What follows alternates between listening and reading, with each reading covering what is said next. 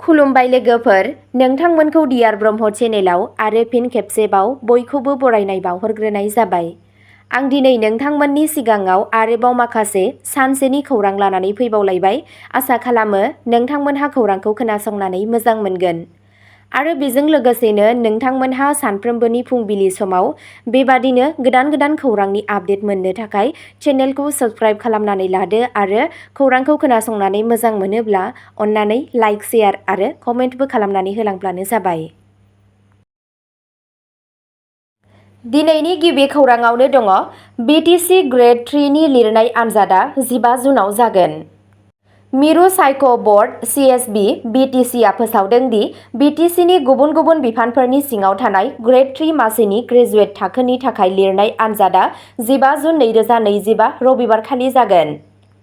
फोसावथाय बायदिब्ला BTC ओनसोलनि मोनबा जिल्लायाव थानाय गुबुन फरायसालिमा आरो गोजौसिन गेजेरारि फरायसालिफोराव आनजाद खुंनाय जागोन। बे मासिफोरनि थाखाय आर'ज गाबहरनाय बिनायसाफोरा 6 जुननिफ्राय 14 जुन 2025 सिम CSB BTC नि मावख'आरि वेबसाइटआव थांनानै गावनि एडमिट कार्डफोरखौ डाउनल'ड खालामनो हागोन। वेबसाइटखौ स्क्रिनआव होनाय जाबाय www.centralselectionboard.com।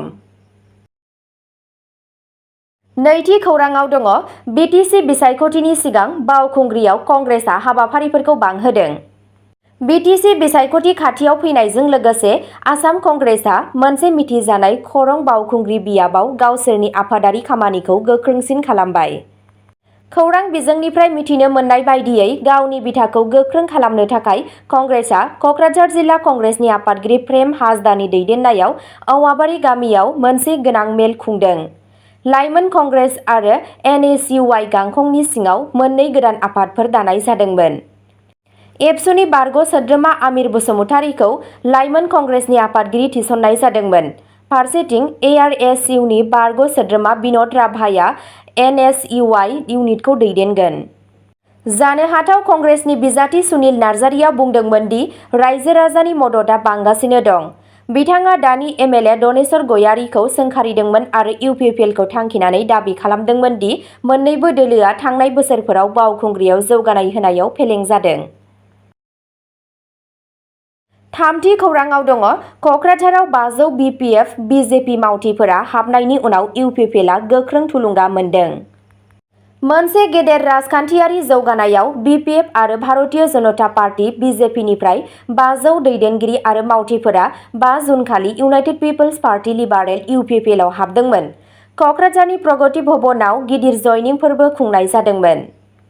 BJPनि बारग' दैदेनगिरि बाबलु शर्मानि दैदेननायाव गोबां गुदि थाखोनि मावथिफोर आरो जायगानि दैदेनगिरिफोरा खुंथायाव थानाय UPPLनो गावसोरनि मददनि खोथा होदोंमोन, जाय BTRआव जानो गोनां बिसायख'थिनि सिगां दोलोखौ मख'जाथाव थुलुंगा होदोंमोन। BTRनि गाहाय मावफुं सोद्रोमा Pramod Boro', MP Jayanta Basumatary, MLA Lawrence Islary आरो UPPLनि नेहाथारि माधव सेत्रीआ बे हाबाफारियाव बाहागो लायो। CM प्रमद बर'आ बुंदोंमोन दि सुबुं बाहागो लानाया UPPLनि दैदेननायाव सुबुंफोरनि फोथायनाय, जौगालु नाजानाय आरो ओनसोलाव गोजोननि थाखाय रादाय होनायखौ दिन्थियो।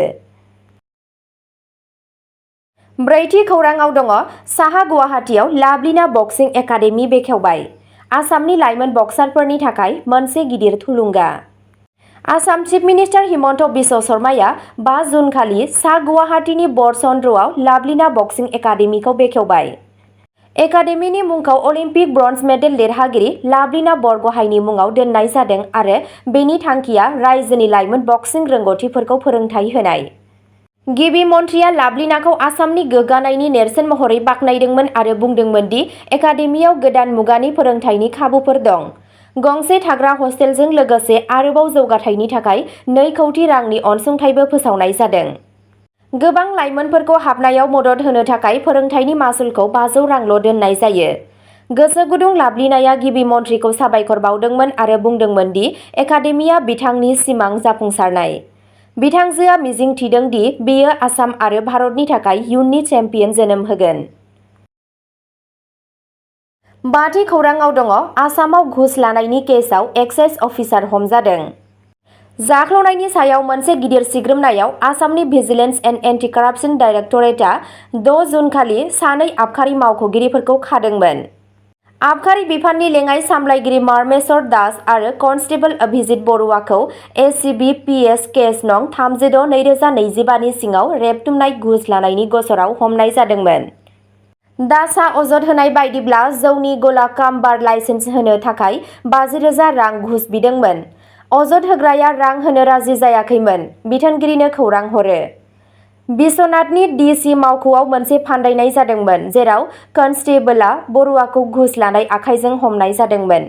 दासआबो दंमोन आरो खाजादोंमोन। साखिफोरनि सिगाङाव घुस रांखौ जब्द खालामनाय जादोंमोन। आयेनारि राहाया सोलिगासिनो दं। बे जाथाया गासै आसामाव जाख्ल'नायजों जुजिनो आरो सोरखारि बिफानफोराव रोखा खालामनो सोलिबाय थानाय नाजानायखौ दिन्थियो। 6थि खौराङाव दङ। दरंआव थानसालि प्रसाद जानायनि उनाव 200निबो बांसिन गामियारिफोरा बेराम जादों। 6 जुन खालि मोनसे जायगानि थानसालियाव महाप्रसाद जाखांनायनि उनाव दरं जिल्लानि दिपिला कामारगाव गामियाव गथ'साफोर आरो बैसो जानायफोरजों लोगोसे सा 200निबो बांसिन सुबुंफोरा लोमजादोंमोन। रबिबार मोनाबिलिनि हाबाफारिनि उनावनो गामिनि सुबुंफोरा गोबानाय, डायेरिया आरो उदै सानायनि खौरां होदोंमोन। गोबांखौनो गोख्रैनो फाहामथायनि थाखाय पाटारिघाट ब्लक गुदि सावस्रि मिरु आरो दुनि महात्मा गान्धी मडेल देहा फाहामसालियाव लांनाय जायो। सावफाहामारि मावख'गिरिफोरा बुंदोंमोन दि गासैबो बेरामिफोरा नोजोरनि सिङाव दं आरो हरखाब सिबिथाइफोरखौ सांग्रां खालामनाय जादों। थासारिखौ सामलायनो आरो फुड पइजनिंनि जाहोनखौ मिथिनो थाखाय गामियाव मोनसे जुनिया सावफाहामारि हानजा दैथायहरनाय जादों। जायगानि खुंथायआ जाथायखौ खाथिनिफ्राय नोजोर होगासिनो दं आरो खोथा होदों दि नांगौ रोखोमनि जोथोन लानो आरो इयुनाव बेबादि जाथायनिफ्राय बारग'नो थाखाय गासैबो राहा लानाय जादों। 7थि खौराङाव दङ।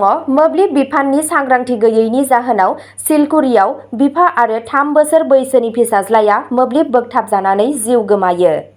धर्मखल सिलकुरियाव मोनसे दुखुनांथाव जाथाया बृहस्पतिबारनि फुङाव 38 बोसोर बैसोनि पवन कुमार माला आरो बिथांनि 3 बोसोर बैसोनि फिसाज्ला बिक्कीनि जिउ लादोंमोन। मोब्लिबनि खुन्थियानिफ्राय मोनसे गोथां तारआ बिसोरनि न'नि बायजोआव गोग्लैनायनि जाहोनाव सानैबो मोब्लिब बोगथाबजादोंमोन। जायगानि सुबुंफोरा सांग्रांथि गैयैनि थाखाय मोब्लिब बिफानखौ दायनिगिरि खालामो। 2 बोसोर सिगां न'नि मोब्लिब गोहोनि लाइनखौ दानस'नाय जादोंमोन, नाथाय खामानिया आबुं जायाखैमोन। गले-गले अजद होसेयावबो जेबो राहा लानाय जायाखैमोन। सासे नसुंसेनि सुबुङा बुंदोंमोन, बेयो गुबै सांग्रांथि गैयै। रागा जोंनाय थागिरिफोरा दा थार नायबिजिरनाय आरो दायनिगिरिफोरखौ गोख्रों साजा होनो दाबि खालामगासिनो दं। गोथै सह'फोरखौ पस्टमर्टेमनि थाखाय सिलचर मेडिकेल कलेजाव दैथायहरनाय जादोंमोन। बे जाथाया रायजो-राजानि रैखाथिखौ रोखा खालामनो थाखाय मोब्लिब बिफानजों साबसिन सामलायनाय आरो थि समाव राहा लानायनि गोनांथार गोनांथिखौ दिन्थियो। 8थि खौराङाव दङ। आसाम पुलिसआ मरिगावआव साइबार थगायनाय रिंखौ फोजोबस्रांदों। साबा हमजादों। मोनसे गिदिर जाफुंसारनायाव मरिगाव पुलिसआ मोनसे साइबार थगायनाय अपारेसनखौ फोजोबस्रांदोंमोन आरो 5 जुन खालि लाहरीघाट पुलिस थानानि सिङाव थानाय बवालगुरि गामियाव फुंनि समाव सिग्रोमनायनि समाव साबा सुबुंखौ खादोंमोन। दायनिगिरिफोरा अनलाइन थगायनायनि गेजेरजों सुबुंफोरखौ 10 लाख रांनिबो बांसिन थगायदोंमोन। हमजानाय सुबुंफोरखौ लाहरीघाट ओनसोलनि थागिरि 27 बोसोर बैसोनि आन्नास आली, 22 बोसोर बैसोनि आबु आयुब आनसारी, 29 बोसोर बैसोनि असलम आहमेद, 22 बोसोर बैसोनि नुर उद-दीन आरो 28 बोसोर बैसोनि आफतारुल इस्लाम होनना सिनायथि होदों। पुलिसआ बुङो दि साफ्रोम सुबुंजों सोमोन्दो थानाय थगायनायनि बिबाङा 1.10 लाखनिफ्राय 3.50 लाख रांसिम जायो। नुर उद-दीनखौ 3.50 लाख रांनि बयनिख्रुइ बांसिन थगायनाय राङाव लोब्बा थानायनि सन्देह खालामनाय जादों। फोरमान खालामनायनि उनाव गासैबो साबाखौबो खानाय जादों। नायबिजिरनाया सोलिगासिनो दं। 9थि खौराङाव दङ। आबखारि कनस्टेबलआ आसामाव बार लाइसेन्सनि थाखाय 50,000 रां घुस लाना हमजादों। बिश्वनाथआव थिसनजानाय सासे एक्साइज कनस्टेबल, जायनि मुंखौ अभिजित बरुवा होनना मिथिनाय जादों, शुक्रबारखालि जौनि गला काम बार लाइसेन्स होनायनि थाखाय 50,000 रां घुस लाबाय थानाय समाव रंगे आखाइजों हमजादोंमोन। अजद होनाय बायदिब्ला घुसखौ आबखारि लेङाइ सामलायगिरि मारामेश्वर दासनि जानानै लानाय जादोंमोन। Directorate of vigilance and anti कराप्सन आसामनि मोनसे बिबुंथिनि बायदिब्ला बर'आ मोनसे अजदनि उनाव लेनदेननि समाव थाबथाना दंमोन। बार लाइसेन्सनि बदलै रां बिनाय जादों होनना फोरमान ओंखारनायनि उनाव फान्दायनायखौ दोननाय जादोंमोन। बिबानगिरिफोरा मोनसे नायबिजिरनाय जागायदों आरो बे जाथायाव गोजौ थाखोनि मावख'गिरिफोरनि आखाइ थानायखौ थि खालामनो थाखाय आरोबाव नायबिजिरनाया सोलिगासिनो दं। जेथि खौरांआव दङ चिनाबनि सायाव मुलुगनि बयनिख्रुइबो गोजौसिन रेलवे दालांखौ बेखेवदों गाहाय मन्थ्रि मदिआ। गाहाय मन्थ्रि नरेन्द्र मदिआ जम्मु काश्मीराव चिनाब दैमानि सायाव बुहुमनि बयनिख्रुइबो गोजौसिन रेलवे आर्कनि दालांखौ बेखेवबाय। बेयो काश्मीरखौ भारतनि गुबुन बाहागोफोरजों फोनांजाबग्रा 42 बोसोर गोजाम उधमपुर श्रीनगर बारामुल्ला रेल लाइन मावथांखिनि आबुं जानायखौ दिन्थियो। बे दालांआ 272 किल'मिटार गोलाव, आबुङै मोब्लिब गोनां रेल लाइननि बाहागो, जेराव हिमालयनि गं 36 सुरंगफोर आरो गं 943 दालांफोर दं। USBRL मावथांखिनि थाखाय 43,780 कौटि रां खरसा जादों।